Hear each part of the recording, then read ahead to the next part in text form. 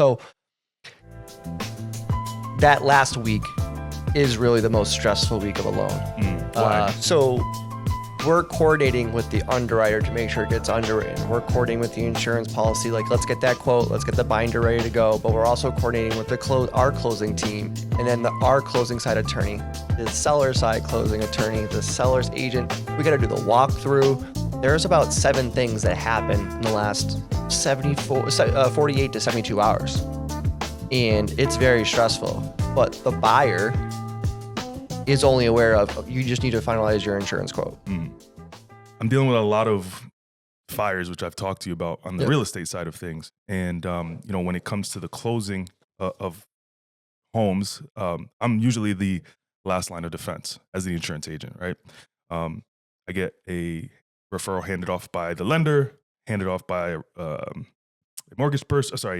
I get the handoff by a lender, a realtor, the whole nine. Yeah. And usually things go sideways one of 2 ways. Underwriting on the insurance side of things, or DTI kind of stuff from time to time. So what's your perspective when things kind of go south? I'd like to say they never do, but to your point, there's always a hiccup. Yeah. And whether it's insurance or mortgage, we're always trying to eliminate as many headaches as possible. But I will say, it's the appraisal and then the insurance, which the insurance is tied directly to that appraisal, the value coming in, because it's about the roof, it's about the property and everything. And that you need all those details to run your side to get that accurate premium and replacement costs and all that stuff. So that last week is really the most stressful week of a loan. Why? So we're coordinating with the underwriter to make sure it gets underwritten. We're coordinating with the insurance policy, like let's get that quote, let's get the binder ready to go. But we're also coordinating with our closing team, and then our closing side attorney, the seller side closing attorney, the seller's agent. We got to do the walkthrough. There's about 7 things that happen in the last 48 to 72 hours, and it's very stressful. But the buyer is only aware of, you just need to finalize your insurance quote. As each thing progresses, we'll let you know. The attorney's office is going to call you with the check amount or the wire amount. Your realtor will contact you for the walkthrough. So that last 48 to 72 hours, and probably the week leading up to the closing, that is the most stressful part of the whole loan. Yeah.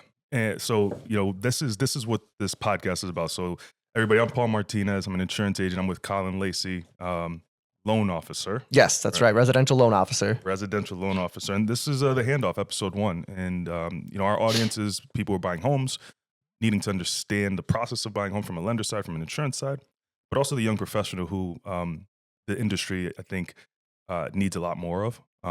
Where you start seeing the different groups of people starting to phase out probably in the next 5 to 10 years that need a replacement. So whether that be a realtor, a mortgage person, or an insurance agent for that matter, the talent needs to be groomed, I guess, if you will, in the sense of like, what should they be expecting and what they should learn. Also, in my opinion, like the skill sets that it takes. So this is kind of going to be, and I'm excited about it because it's kind of going to be all encompassing, and it's going to serve multiple purposes. So Paul, before we keep going too, what is the part for you of that handoff being so late in the process? Because that must put you under pressure. Like, I got to execute and I don't have much time.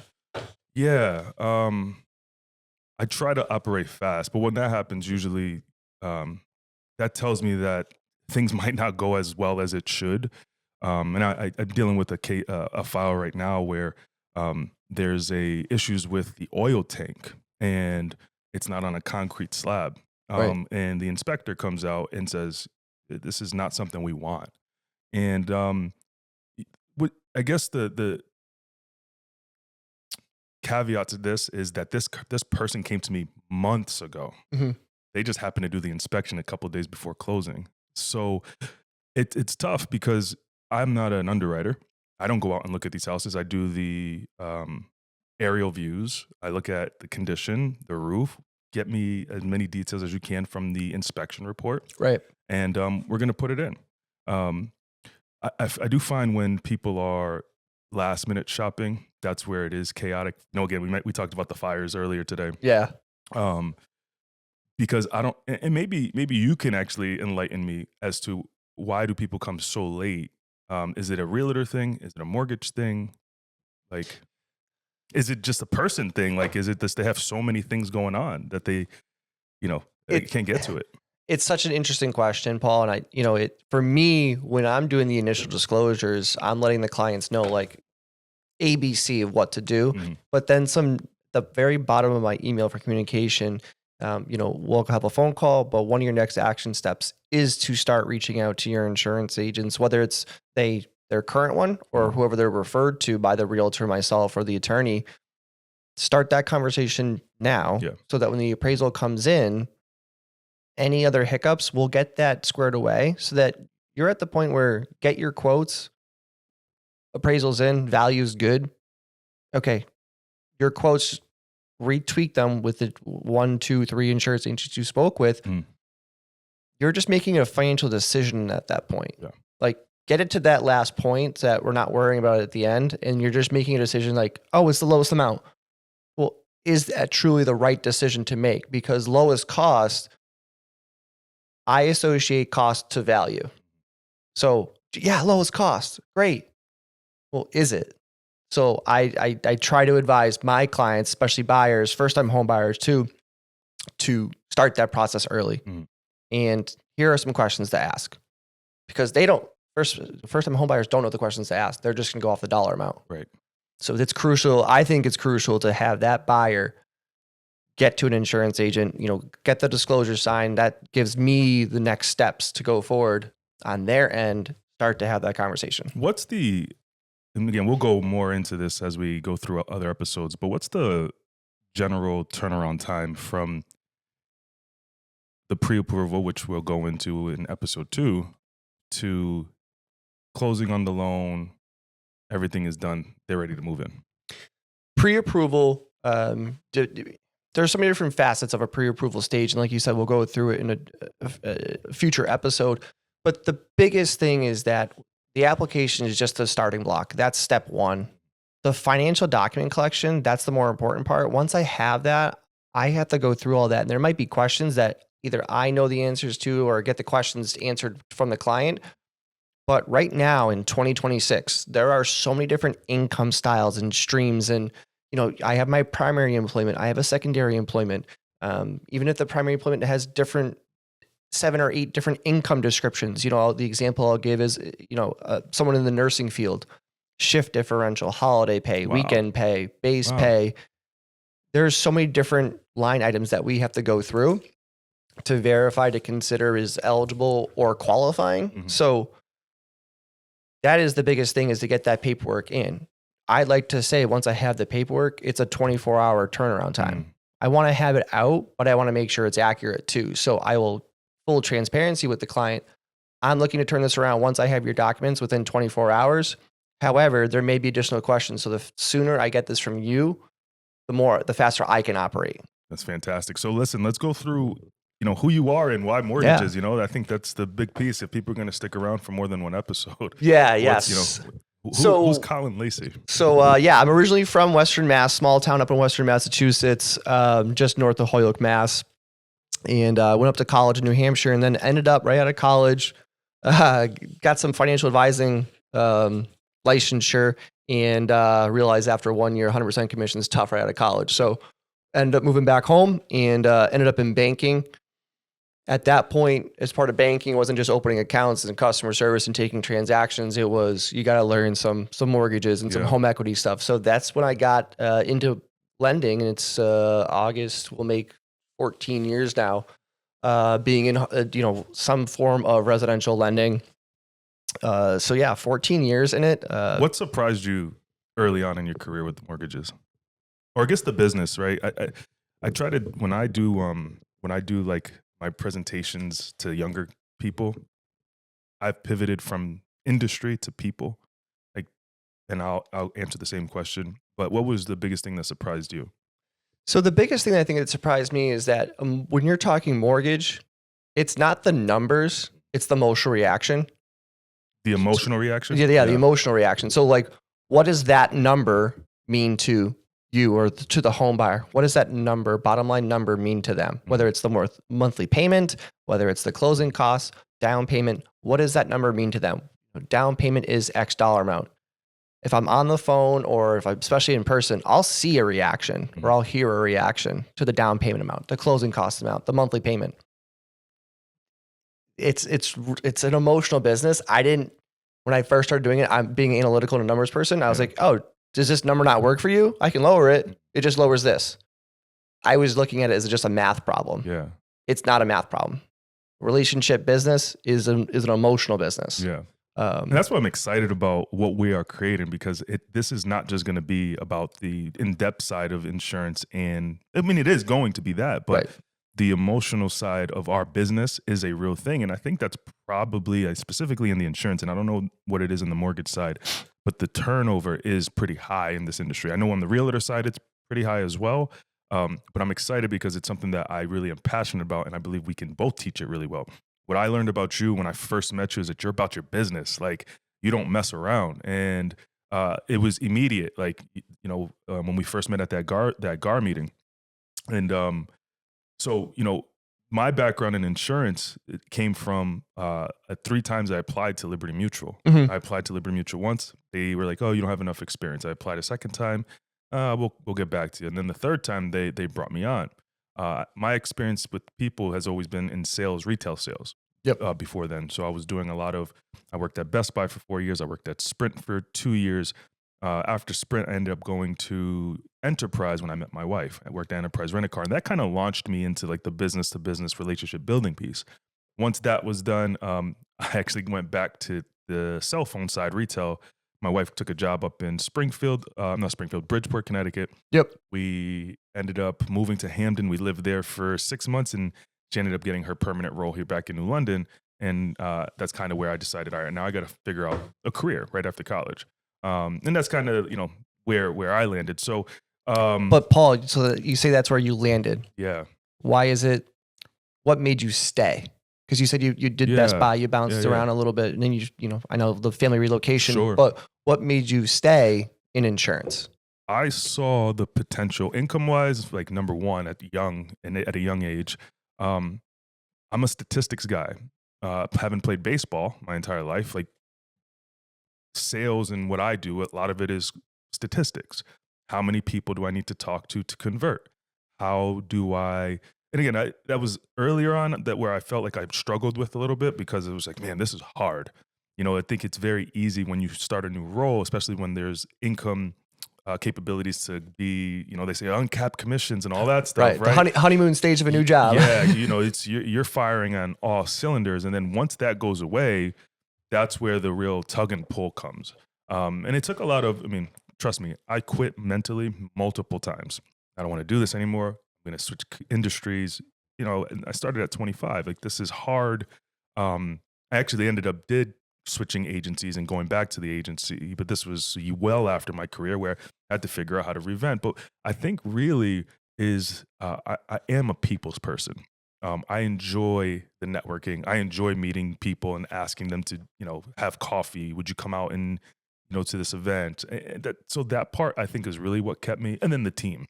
I haven't played on teams my entire life, and I know you played lacrosse. Yep. Like, having a team is very important to me. Absolutely. And the team that I work for, my boss, does a fantastic job in cultivating a culture of excellence and winning. And that's where I thrive. And that's kind of where I am right now. Yeah. No, that's great. And, you talk about the people that you're helping. I'm as a residential loan officer right now, I'm licensed in Connecticut, Massachusetts, and Florida. Can you tell me about the people you're outreaching to and who you can help too? Because that's all part of this too, is that we're giving education, we're giving our knowledge and our personal experiences and professional experiences. This is not the steps 1 through 12 guidebook, because and we're learning along the way, like every day. Right. So the people you're working with, what is your outreach to the, what states, who are you working with? Yeah. You're asking me in terms of like clientele, or yes, like clientele. Yeah. So, it's pretty much, with demographic wise is mid 20s to early 70s. It's a pretty wide range. The one thing I got really good at over the years is being able to know how to speak to a specific type of person. But I think I do that really well.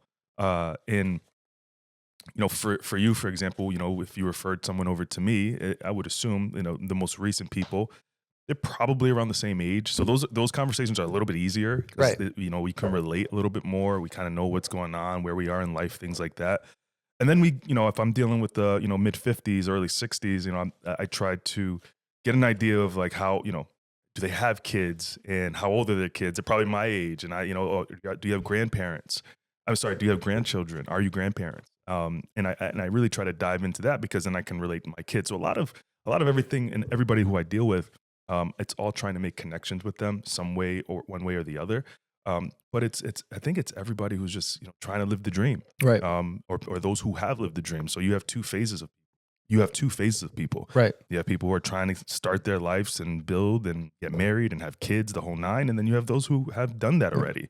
And for those who have done it already on the insurance side of things, they've seen the increase of insurance costs. They've seen the chaos on the insurance, and then you have the people who are younger who don't really understand like why they shouldn't put in a $2,000 claim. Right. So this whole thing that we're doing with the handoff is about that piece too, the education of Yep. what you should and shouldn't do. Not financial advice, not legal advice, but just from experience, Yep.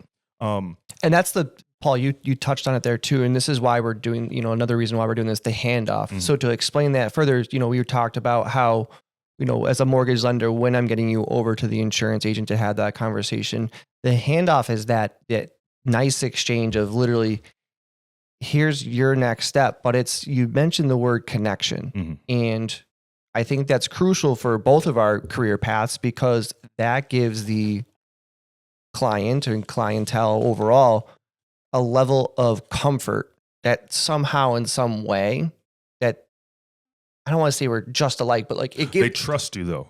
And if they trust you, they're going to trust that you're going to put them in good hands with someone else.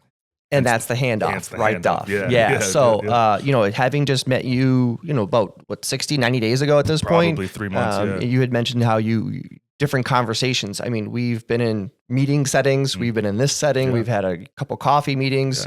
Earlier this week, we're at a vendor. Yeah. Each setting you were different. Yeah. Yeah.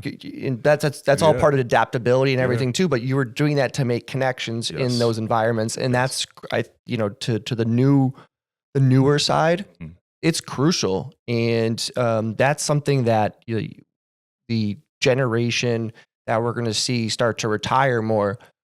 They were taking paper applications face to face. They automatically had to make a connection on the spot. Mhm. That is something to learn from that generation because you talk about clients for life. I know some of my colleagues that have done 7, 8 refinances, 3 or 4 purchases for the same client, and now they have their kids or their grandkids. Yeah. It's unbelievable to see that. That's something that I would love to strive for, and that's something I do strive for every day. Is that it's a connection and relationship business. Mm-hmm. It's your livelihood, but to build it, like if you look at every day, it's your livelihood moving forward. You never know where the next transaction is coming from. Yeah. The next opportunity to work with someone's coming from. That's right. So if you treat everyone with the highest level of professionalism, that speaks of yourself, and hopefully they speak on your behalf too. Yeah. And that's another piece is the handoff to me for future clients. That's right. So it becomes Future clients, circle of business almost. The information, and one thing that we haven't talked about as we prepare for this and as we move along is I have a bookshelf here, I have a bookshelf over there. I love reading. And one of the books, which I think future episode I'll talk to that helped me with that skill, is How to Win Friends and Influence Others. And won't go too much into it, but the number one thing from that was just being able to get people to talk about themselves. Where mortgages and insurance collide, right? That's the big piece. We kind of touched on it early on. And the one thing that I have never understood until recently, and especially when, I get emails back from a lender and says, hey, this is a little bit on the higher side, is the insurance premiums are factored into the DTI, the debt to income ratio. Right. And when you asked me earlier, like the last minute piece, that's probably not good for you either, where if someone's getting a quote and you're, thinking it's going to be around 1,500 and ends up coming back at 28 and that's like their only option, that's probably not good, Right. right? So let's talk to like when that comes up for you, a customer calls me, oh, I've been busy, which happens. People are busy, Right. kids, the whole nine, work, whatever. Things are super expensive, so maybe people are doing 1 or 2 or 3 jobs. You never know. But when they come to me after a referral, whether it's you or whomever, and the rate's super high, and you wasn't expecting that, like what are those conversations like? Yeah, when I'm hearing that, I'm first reaching out to the insurance agent. Be Mhm. like, can you explain this to me? Mhm. Because you're trying to explain it to someone learning it on the spot. Yeah. Being in the industry I'm in and working hand in hand with insurance agents, explain it to me. What about the property is causing this premium to be so high? Mhm. Okay, now that I have a grasp of that, let me see what I can do from a loan structure perspective. Can we put more down as Mhm. towards the down payment to help?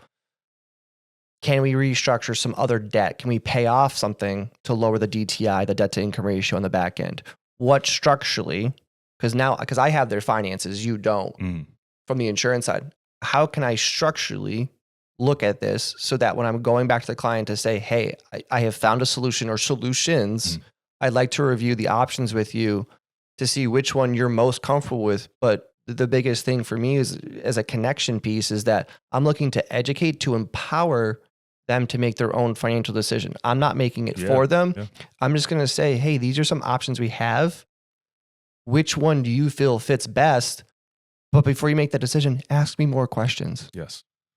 And do we have more questions for Paul or whomever the insurance agent Right. is? Do we have more questions that was something missed, or Yeah. did we give a different answer than we should have to cause that premium to go up? Do you often get questions by the insurance agent, or sorry, do you often get questions by the customer, the client regarding insurance outside of like, who would you refer? Like, are they asking you questions that you're like, defer to Paul or whomever?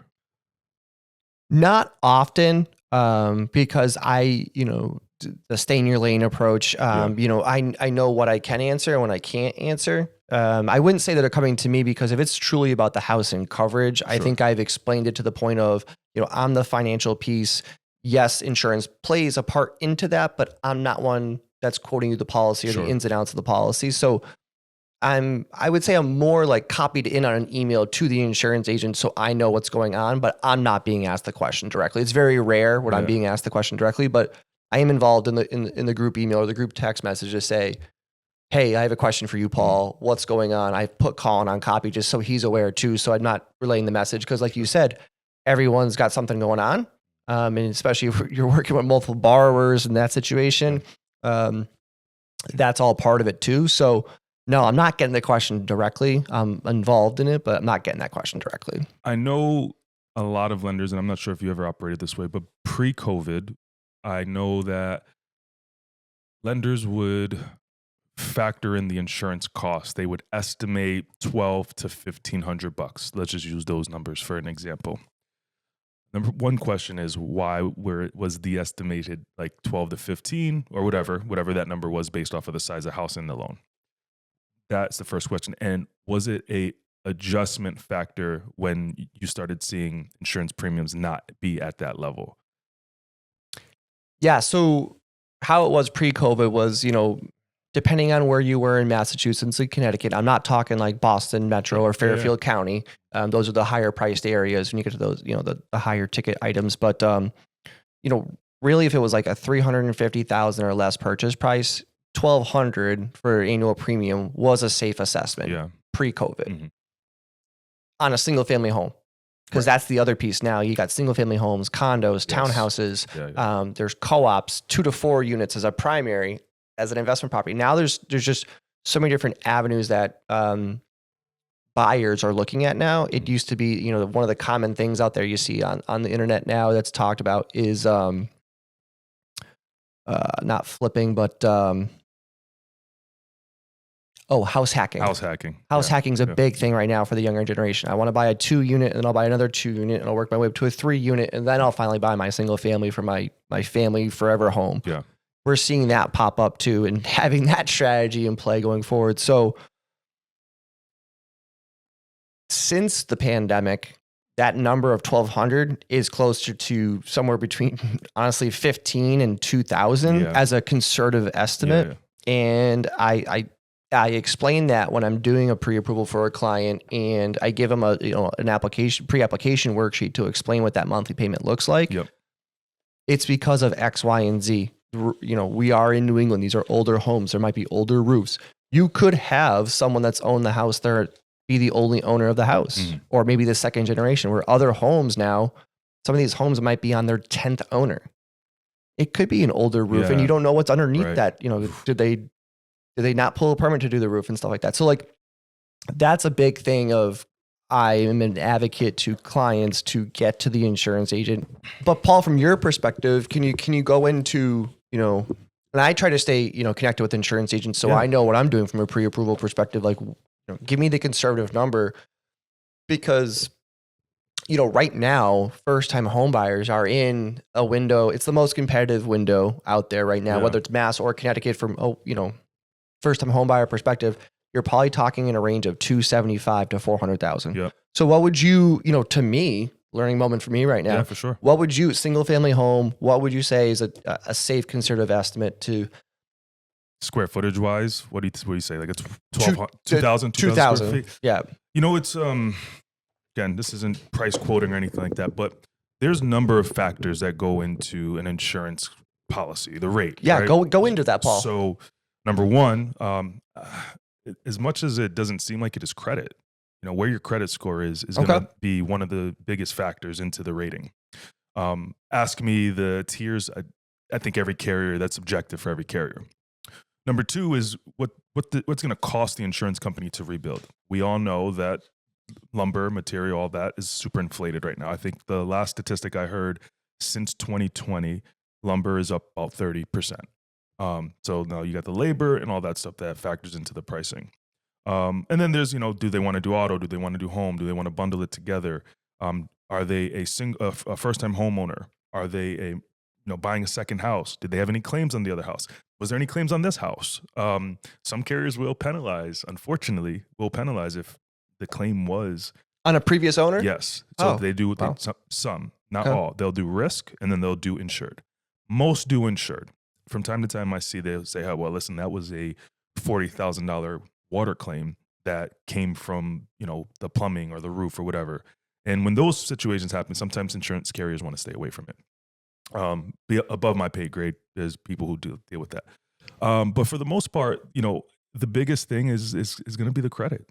Where's that person's credit and the claims piece? And I find that the 2,000 square foot home, if everything aligns and checks, you can fall in the 1,800, which I think is reasonable. Yeah. You can fall like in that 1,800. Now there's other things that you can add on. There's endorsements. Are we adding an umbrella policy, which we can talk about more throughout this? Are we adding, an endorsement for sump pump backup, water coverage, right. Things like that. The conversation that has to be had is, what's this scenario look like? Is your basement dry, wet? Is it at risk for flooding? Things like that. So conservatively, again, everything checks. They want to do auto and home together. Their houses, newer-ish in the last 20, 30 years. You can skate away for sure around $1,800, and maybe sometimes a little less. There's carries. Go ahead. Sorry. Yeah. No, does mortgage type play into it at all? Conventional, FHA, VA. Does that play into it at all too? Because we're starting to see an uptick, I will say, in FHA and VA loans being accepted, and right now, competitively, where those rates are, they're slightly beneath conventional. I know conventional is the most sought after, but does that play an impact of loan type too? Yes and no. So, and maybe you can keep me honest here. First time home buyers, FHA versus CHFA, do they have like a similar requirement for deductible in that you can't exceed $2,500 or $3,500 for the deductible, 2% on the hurricane deductible? That's usually the only time I see that it matters. Without generalizing, I don't know what the credit scores are to buy a house these days or get approved for a mortgage or for that matter, get the best interest possible. I think last I heard is like, if you have a 670, you can get in a mortgage and hopefully closing a house. But there's not one loan that is going to be more beneficial from an insurance perspective, more so than just the requirement of the loan that says, hey, you can't exceed this deductible. Right. And that's pretty much it. Yeah. That is out there, and it's case by case. It's not just the state agency loans, FHA, VA, conventional, depending on the program you're doing. Yes, it is loan program specific sometimes. But Paul, just to back up too, can you go into, we talked about insurance in your background, but can you give a 10,000 foot overview? Homeowners insurance. Yes. What is that? Because I think a lot of the time my buyer's like, I know I need to get it. Yes. But what is it? It's like, you talked about the replacement cost. Can you 10,000 foot view? I know you could probably do this for a day, 24 hours straight, talk about what homeowners insurance is. Yeah. What is it? Sorry, loaded question. It is a loaded question. However, if I'm speaking to a client, the best way I would you're protecting what you're working every day to live in. That's what it is. Number one, it's mandatory if you have a loan. But if you don't have a loan, you can say I want to self-insure. But at the end of the day, who has hundreds of thousands of dollars as an average person to repair a loss, fire? And thankfully we're not in like super like hurricane territory and whatnot. But if you were and you wanted to self-retain and you had that money, go for it. You know the term FAFO, right? Go into it. Oh, gotcha. Okay. FAFO. I often joke around with people who say insurance is a scam. Okay. And I'm like, okay, well then don't carry it and see what happens. Right. A lot of people look at insurance as what you just said, a piece of paper, or just for that matter, it's intangible, right? It's not a product you get to touch, feel, or see. But I tell people you're protecting your assets and you're protecting your ability to earn. You're protecting your ability to live. So what would the trade-off be? Would you pay $2,000 a year to live in a house and have something happen and have the company pay hundreds of thousands of dollars for whatever the loss might be? Right. Or would you trade it off and do the opposite and you come out of pocket? And when people say that, when people hear that, they're like, I don't think about it that way. They just think about, why does it keep going up and up? I'm a consumer too. And for anybody who's listening, I don't get special treatment because I'm an independent agent. None of that. I am a consumer. My rates go up. I have a really good agent. He shops it for me and it's good. And so what I'm gathering, Paul, it's not just a bill. It's not another bill that comes in the mail or you see it come out of the bank account. No. It's not just a bill. There is value. Yes. Through insurance. Yes. And unfortunately, the value is in not putting in any frequent claims. It's there to use, right? Perfect example is if you have a $1,000 deductible and there's a couple $1,000s worth of damage, pay out of pocket, right? Do not use your insurance to get recovered $2,000 because then that stays with you for 5 years. Okay. So like you're going to deal with that $2,000 that you got back in the sense of surcharge. It's just the way it is. But if a tree falls through my roof and I have to get a new roof and they have to fix the siding or whatever the case might be, that's a pretty sizable claim, which includes the debris removal and all that stuff. So, it's not just a bill, and insurance with the right company and the right agent is not just dealing with the insurance company. You're dealing with the person behind it. There's somebody like me who can walk you and coach you through it all. And then on top of that too, it's not just getting the policy. Yeah. It's the renewal part too. Yes. And, talking to homeowners that want to refinance too. So, that's a crucial part too. Something's changed. They added something to the, I'm hearing that conversation. I think we talked about the other night too. Like I want to add a pool. Yeah. I mean, you got to talk to your insurance agent, let them know things have changed or, I've added a back garage or a he shed or she shed. Like it changes. And I feel like sometimes no one wants to talk to their insurance agent. Right. No one wants to talk to their mortgage person until, hey, I need to make a change. Sure. Well, that's probably at that point, you're like near the finish line. Let's hang around at the start line. We can have conversation at the start line until the horn goes off to start the race. Right. So we can go through it. But I think that's the handoff is not just at the beginning of the purchase, it's through the life of the loan or life of the policy. That's right. Like that's the whole part of it That's too. right. So That's right, and that's why we're in this business, man. The people business. So what are you hoping for the show? What do you want? What do you want for the show? What do you want for the people who listen to it? And you know, where does it go for us? Like I'm really looking forward to it. I know that. Yeah. But beyond the content, right? Like who are we trying to impact? Yeah, and that's another loaded question too that we're having in the initial conversation here, Paul. Who are we trying to impact? I mean, not to be selfish, but we're trying to impact ourselves. Sure. You know, that's one of the biggest things to say is that, you know, we're doing this because we love what we do. Yeah. We love what we do and we love who we do it for. Yeah. So, you know, you had asked me the other night, you know, what is like one of your biggest things? Like have your answer ready. Mm-hmm. And, you know, I love making memories with my families and friends. Yeah. Like it's one of the biggest things that I look forward to is going to a local soccer game, go to a professional soccer game. Like I saw Messi play at Yankee Stadium this year. I thought it was the coolest experience. I'd never been to Yankee Stadium, and I know you're a Yankees fan. I had never been. It was so cool to see not only Messi play, but like being in a baseball stadium to see a soccer game. Sure. Hadn't seen that before. And that's a memory I'll always keep with me, and I got to experience it with my family. So like, very cool. That is a part of it too, is that it's not just about mortgages and insurance. It's the other professionals and learning, and we'll have guests on and learn from them too about what they do and why they do it. Yeah. And I think it's not just about mortgages and insurance. It is truly about growing that passion in whatever field or industry that professional is in.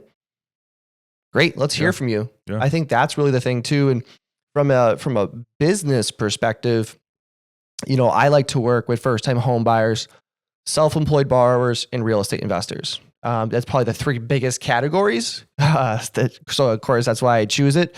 But it is right now arguably the toughest market to purchase in. And, you know, we see the statistics that right now, Hartford County is still the number one hot area to purchase in the United States. Mm-hmm. United States makes top 10. And then I think it's either 7 or number 9 is like the Milford, Connecticut area. Mm-hmm. So we have 2 places in Connecticut, and Springfield, Mass was on that list and has just fallen off. Wow. So in the area, you know, within a 2-hour diameter, we've got 3 of the top 10 markets in the country. Wow.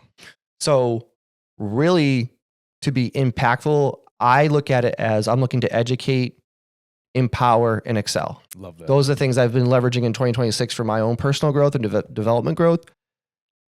So those interested in the idea of home owning, that's who I'm looking to connect with. Love it. Love it. And the professionals associated with that too. Yeah. It's, you know, this isn't just to get new clients. I flood my phone, please, with new clients, but I also want to meet the professionals too. Whether I can do business with them directly or just learn from them, because that's me getting education too. So I can empower myself to make my decisions and then excel in my life personally, professionally, and move on. So 1000%. And that's, you know, the same thing, man. I think the biggest thing is, again, the clients, they're going to come, right? That's, you know, we have a relationship with other people. Those people are going to come. There's not a lot of this that I see, and I'm sure there are channels and stuff like that you can go to and find, but the intertwining of what we do and then bringing in kind of other guests who play an integral role in that. But most importantly, I love teaching. And I really enjoy, you know, I was a coach. I was a varsity baseball coach when I was 22 years old. And, oh, wow. Oh yeah. High school, here in Connecticut. And, you know, I thrive in a teaching environment. I have a bunch of younger reps in my office, and they always will plug me and like, hey, what would you do here? What do you think? Like, rip the Band-Aid off is the approach that I've taken. Now, listen, I've as in younger in my career, and we'll talk again throughout this podcast, is I would take the path of least resistance. I would avoid things because things were hard, and the older I've gotten, the more I've ripped the Band-Aid off and stopped avoiding that stuff. So I want to teach that part of the sales role. I want to teach that part. It's more about building relationships. So I'm looking forward to this. So guys, we have episodes coming up. We got what the pre-approval and the reality of that is, and deals that have kind of went south. I'm really looking forward to hearing the perspective on that. Yeah. And then what realtors want from their partners, and just all. I'm super stoked about this. So make sure you guys follow the Handoff on all channels. We're going to go on YouTube, Apple, Spotify. We will be on Instagram. We'll Awesome. probably get an Instagram Yep. channel going. You'll catch us. You'll see us going. And there's a lot that's going to come for this. So we will catch you guys next time. Thank you very much for joining us. And this is episode 1.